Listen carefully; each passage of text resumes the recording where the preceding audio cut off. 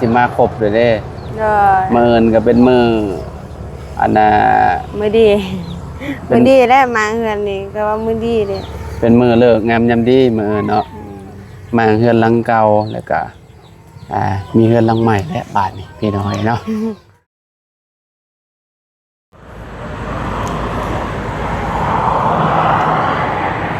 มาพี่น้อยเนาะเปิดภาพมาบัดนี้ก็เฮ็ดน้องลังเพิ่นยืนอยู่นี่แหละพี่น้อยเนาะอยู่เฮือนอยู่ซ่านเพิ่นนี่แหละเนาะสบายดีล่ะ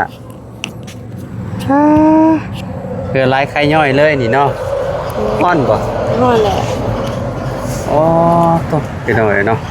ถามไม่อยู่เบิดมื้อพี่น้อยบ่ฮู้เอาไม้มาบ่มื้อนี้เนาะก็ยังบ่เห็นอยู่ประมาณจักโมงแล้วบ่นี่บ่าย3 โมงพี่น้อยเนาะคันว่าบ่มามื้อนี้ก็น่าสิมื้ออื่นเนาะต้องพุ่นแหละท่าเบิ่งเนาะพี่น้องทางเบาจานเพิ่นอีกเทื่อนึงว่าไม่เพิ่นสิมาตอนใดเนาะทางแม่สบายดีแม่เฮ็ดหยังอ่ะน่ะนึ่งข้าวบ่โดยนึ่งข้าวแรงเนาะมื้อนี้ทางบ่ไปเลี้ยงงัวเปลี่ยนกันเปลี่ยนกันกับพ่อแม่เนาะพี่น้องน้าบ่าวมาคือเห็นนั่นจะบ่เพิ่นที่ว่ามาอยู่นี่ไผพี่น้องเลยพี่น้องเพิ่นมาเยี่ยมมายามบ่เลยนั่นแหละมาเยี่ยมยามนี่เยี่ยมยามพ่อเจ้าฮะเยี่ยมยามพ่อเฒ่านี่น้องพ่อค่อยนะเป็นได้พ่อเจ้าก็บ่ได้เป็นน้อยเดียวนะเป็นไข้บ่เมื่อวานนี่คือว่าเมื่อวานนี่คือว่าอันเจ็บว่าซั่นเนาะเจ็บในท้องบ่เลยนั่นใดก็บ่ฮู้กันแนะนำตัวล่ะเมื่อยล้างมานั่งพี่ลักมานั่งนี่ก็ได้เนาะพี่น้อง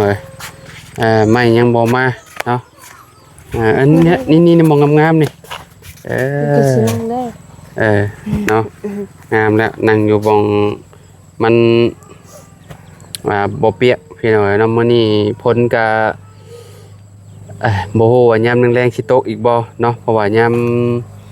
ตอนเที่ยงพี่น้องตกลงมาจากๆเลยพี่น้องเนาะแต่ตอนแรกนี่ก็ยังธรรมดาอยู่พี่น้องท้องฟ้าแจ่มใสอยู่เนาะคือเมื่อคืนนี่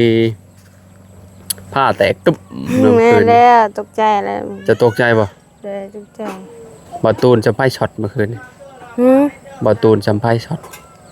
แล้วเนาะมาเล่นโทรศัพท์ซั่นน่ะบ่ได้ลิ้นแบบว่าชาร์จโทรศัพท์ปาไว้อยู่ใกล้ๆเด้อันมันมีสายไฟเด้อยู่ใกล้ๆเด้บ่ตูนจนสักแงกเมื่อคืนนี่ไฟช็อตลาวเมื่อคืน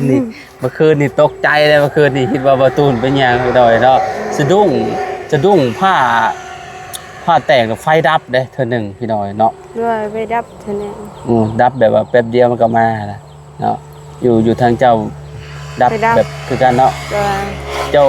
เฮ็ดหยังในตอนนั้นเจ้ารับอยู่บ่ตอนผ้าแตกตุ่มเนี่ยบ่เขาบ่ได้หลับเจ้ายังบ่ได้นอนด้วย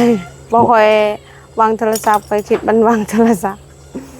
จะค่อยสิวางอยู่บันไดใกล้ค่อยก็ย่านแหละจะแกล้งทิ่มหมดเลยติตอนผ่าดังเนาะเลยคิดแบบนั้นแหละโทรศัพท์ข่อยน่ะเอาไว้อยู่นั่นข่อยเอาไว้อยู่ใกล้ๆสมมุติว่าเฮานอนนี่โทรศัพท์ก็อยู่ข้างๆก็บ่ได้ไว้อยู่สากแบตเตอรี่ไว้อยู่พี่น้องไว้อยู่ในห้องทั้งพอนี่บ่ได้ปิดเครื่องติปิดหมดแล้วย่านได้ผ่าแตกเนาะแบบว่าย่านแบบว่าอยู่บ้านนอกเฮานี่สิย่านได้พี่น้องย่านเวลาลิ้นโทรศัพท์ย่านแบบว่ามันดูดเนี่ยมันดูดสัญญาณมาหรือว่ามันสิดูดแบบว่าอันสายล่อฟ้าไอ้ผ้าพี่น้องเอาง่ายๆเนาะกับไปเลี้ยงงัวนึงเนาะเวลาฝนตกผ่าลงเนี่ยเฮาเป็นตาย่านแบบนั้นพี่น้องเนาะแบบว่ามันอยู่กลางแจ้งโพดนะเคยบอกเวลาไปเลี้ยงงัวตึกๆผ่านี่ก็บ่ได้มอง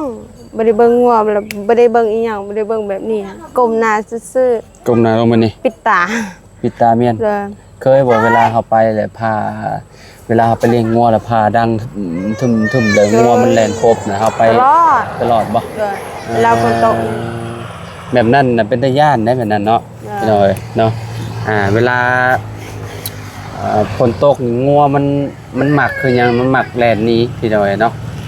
หมักแลนนี้อันผ้าดังเนาะเอาพี่น้องเอ้ยเนาะ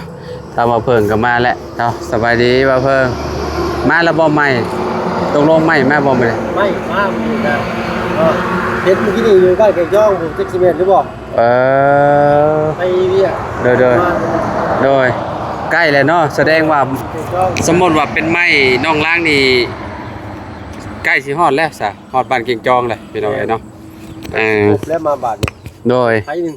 รถไถหนึ่งเลยเนาะ เลยจักสิแม่นหรือบ่ของน้องเพิ่นเด้ แบบว่าขาดการไว้เฉยๆเนาะ เลย ยันแบบว่าเป็นของคนอื่นนะ คือเก่า มื้อนี้เด้ แล้วโดยถ้าบ่มามื้อนี้ก็มื้อเอิ้นเนาะมื้อเอิ้นนี่สิพากันอันนี้บ่พากัน เพื่อนนี่ได้ออก อันน่ะมางเฮือนบ่ เลยต้นไม้ลง ต้นไม้นี่ก็ต้องตัดแล้วนี่เนาะโอ้หลายๆอย่างเลยมื้อนี่พี่น้องเอ้ยเนาะพากันมารวมอยู่นี่แหละยามเช้าเนาะมาซอยน้องลังเนาะมางเฮือนแล้วไปนอนอยู่เฮือนไปก่อนบัดนี้พุ่นแล้วเนาะใช่ เพื่อนเราก็ยัง น้องเฮือนยองก่อน เลย แล้วก็น้องอันนั้นเพิ่นนอนอยู่หั่นเนาะน้องอาทางเพิ่นนอนอยู่หั่นอยู่แล้วเนาะ แม่น นั่นแหละพี่น้องเอ้ยเนาะก็ซอยกันก่อนเนาะยามฝนซับพี่น้องเอ้ยฝนตกฟ้าลงนี่โอ้ยอยากยากได้พี่น้องเอ้ย ไปใส่ก็อยาก อยู่ได้อยู่บ่ มันอยากยากเด้พี่น้องเอ้ยเนาะมางเฮือนอ่อนนี่ก็โอ้ต้องได้ปรับใหม่อีกบ่นี่หรือว่าเนี่ยเราต้องปรับนั่นนี่เนาะ บ่ สมมุติว่า ได้ขุดเอาทุกทางน่ะ เนาะเพราะว่ามุมนั้นมันอยากชี้อยากสูงๆในนั้นจักสิขุดนั่นปรับเล็กๆน้อยๆนี่แหละ ใส่ดินต้นม่วงแล้วจำกัน เอาไปขุดดิ เที่ยงกันดีได้ดิน แต่ มัน ดินเรามันก็บ่ได้ว่าสิขี้ร้ายขี้เละเนาะเดี๋ยวมันก็อันเพียงอยู่เป็นเอาไว้เนาะเฮ็ดก็ต้องชี้เยื่อๆมาฝากนี่เนาะสิแล้วเนาะหม่องนี้เนาะเพื่อนประมาณอันน่ะทรงกับทรงเดียวกันล่ะว่ากับเพื่อนน้องอันน่ะใจดีน้องป๊อป โดยน่ะสิประมาณนั้น เพราะว่า ความสูงนี่น่ะ เจ็ด สิซ้ำเพื่อน ไอ้6คูณ7 โดย ประมาณนั้นพี่น้อยเนาะ6คูณ7นี่ก็ได้แล้วเดินก็กว้างอยู่เนาะ โดย หันหน้าออกพี่แม่นบ่ ว่าสิพากันเอาต้นม่วงออกเส้นมัน หันหน้าออกทางพี่น้อยเนาะต้นมะม่วงเนี่ยเอาจะต้นหนึ่งบ่ โดยน่าสิต้นหนึงบ่ เนาะเพราะว่า พิกัดได้ก็จะเอาสองหมดแล้ว ตัวที่ว่าเพิ่นอันน่ะฮ้อนไว้พี่น้อยฮ้อนนั่นแม่นเรียบร้อย กิ่งนี่ก็ต้องเอาออกแล้วเวลาหยุ่งเฮือนนี่มันอยากติดได้นี่บ่เพิ่งเอ้ยงานี่สิได้ฮ้อนออกเลยลังเอ้ยงานี่ฮ้อนออกเลยบ่เพราะว่าเวลาเฮาหยุกแล้วยันมันติดมุมนี้เพราะว่าต้องให้มันมีหน้าบ้านแน่หั่นแหละเฮือนเนาะสมมุติว่าหยุกขึ้นมันเหลืออยู่น้อยๆมันก็ทีแรกเจ้าเบิ่งพี่มันยังเหลือสำนี้เนาะ ได้ชื่อมือได้ เอา เดือดลงนี่ก็ได้ สิยับๆไปอีกโอ้จังได๋จะว่าได้ลงบ่ช่องว่าจักต้นมะม่วงเนาะแต่ดินเราฮอดพุ่นนั่นน่ะดินชุมเจ้าฮอดตกลงฮอดใช้อันล่าง มันอยู่บนอันนั้นน่ะ ฮอดหมอฮงซีบ่ฮอดบ่ตู้ ถ้าต้นม่วงน่ะ ฮอดหมออันน่ะต้นมะม่วงต้นนี้บ่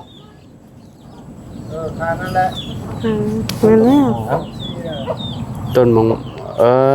ทางเป็นดินมันน้องพอตู้เขาออกไปเลย พี่น้องเอ้ยเนาะดินก็จำกัดเนี่ยเนาะพี่น้องเอ้ยโอ้ไปหั่นก็สิเป็นของน้องงามเลาะไปหั่นพี่น้องเอ้ยเนาะ สมอมหัวแล้ว เอาสำอ้อมหัวเอากระทารุ่นน้ำกันซะว่า น้ำด้วยจ้ะอาจารย์เด้อ โดยเอาให้บ่เพิ่มเขาหน้าก่อนโดยเนาะเอารุ่นน้ำกันว่าสิเป็นไม้น้องเพิ่นบ่พี่น้องเอ้ยเนาะมื้อนี้เนาะคือสิแม่นอยู่ดอกอ้ายว่าคิดว่าเนาะ ก็ เป็นได้มื้อนี้ตื่นเต้นอยู่บ่ ตื่นเต้นแล้ว ไม้สิมาครบเลยเด้ ก็ มื้ออื่นก็เป็นมื้ออันน่ะ มื้อดีมื้อดีแล้วมาเฮือนนี่ก็ว่ามื้อดีเด้ เป็นมื้อเลิกงามยามดีมื้ออื่นเนาะมาเฮือนหลังเก่าแล้วก็มีเฮือนหลังใหม่และบาดนี้พี่น้อยเนาะ ถือว่าบุญมาฮอดจอดเทิงแล้วความฝันแบบอยากเห็นเฮือนก็สิได้เห็นแล้วป่านนี้ เกิดหลังงามเนาะ โดย สร้างเพิ่นก็โมเมนต์เบาจันเพิ่นคุยกันเรียบร้อยแล้วบ่จักพี่น้องเอ้ยเนาะเห็นทีมงานเข้ามาหลายๆคนบัดนี้โอ้ยอุ่นใจอยู่บ่ อุ่นและเห็นดีใจอีก โดยแต่ละมื้อคือสินี่แหละพี่น้องเอ้ยเห็นแต่หน้าน้องรังนี่แหละเนาะช่วงนี้ ถ้าตาเฮือนแล้วเฮือนอะไรคือสิเห็นแหละเนาะ ก็เห็นคือเก่า เห็นแต่ว่ามันบ่ค่อยเห็นปานใด โดนๆเห็นกันเนาะ โดยเห็นกันเทื่อนึง ช่วงนี้ก็สินี่แหละมาเนาะพี่น้องมาถ่ายทำน้องรังเนาะซอยกันพี่น้องเอ้ยเนาะซอยเพื่อว่า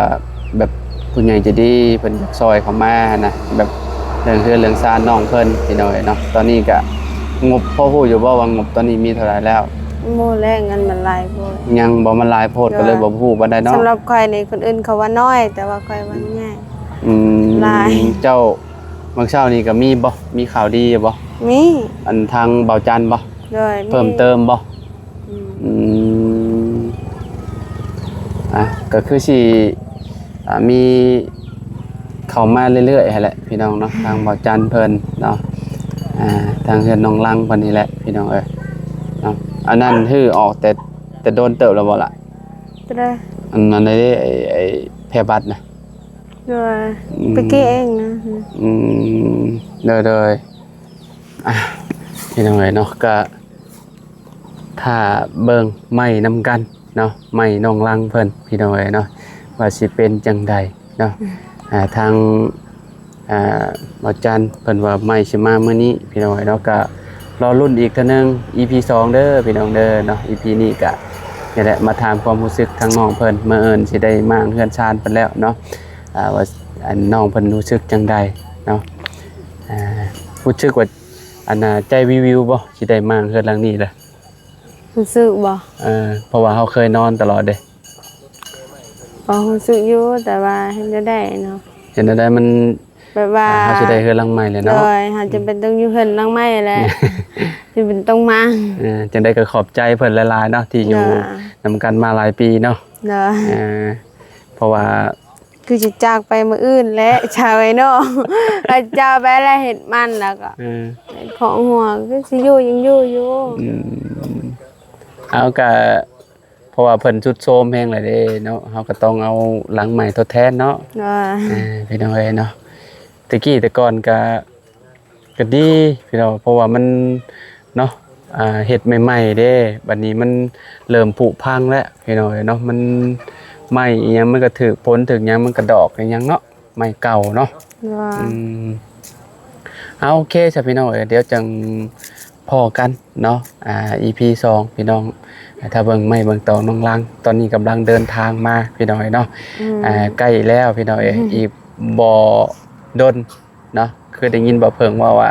ฮอดบ้านเก่งจุงเก่งจองแล้วว่าซั่นเก่งจองนี่ก็บ่ได้ไกลได้เก่งจอง บ่ฮู้กันล่ะบ่เคยไป เจ้าเห็นบ่บ้านเก่งจองบ่เคย บ่เคยไปบ้านน้อง เด้อบ้านเก่งจองแล้วก็บ้านห้วยละอาไอ้บ้านกะลุกก่อนบ้านกะลุกแล้วก็บ้านห้วยละอาแล้วก็บ้านเก่งทองบ้านนี้แล้วก็บ้านอันนี้บ้านอะไรเนาะบ้านอะไรแล้วก็มาฮอดบ้านเจ้าอะไรน้อยอะไรใหญ่เนาะแล้วก็มาพ่อบ้านสามหาบ้านนี้บ้านเจ้าผ่านมาหลายบ้านอยู่พี่น้อยเนาะ บ้านข่อยนี่ไปก็บ่ดอก คนอยู่ไกลเพิ่นบ่ เจ้าบ่ได้มีป้ายแต่บ้านเจ้าเนาะ ด้วย มีแต่ชื่อบ้านห้องบ้านสาม บ่ หา มี เนาะ ไปฮู้หนังสือนะถ้าฮู้หนังสือก็เฮ็ดเองก็ได้ บ่ค่อยว่าบ้านตะกี้แต่ก่อนค่อยว่าบ้านสามหาอยู่หม่องใดเขาว่าเนาะที่แท้อยู่ในนี้บ้านน้องลังเพิ่นนี้พี่น้อยเนาะ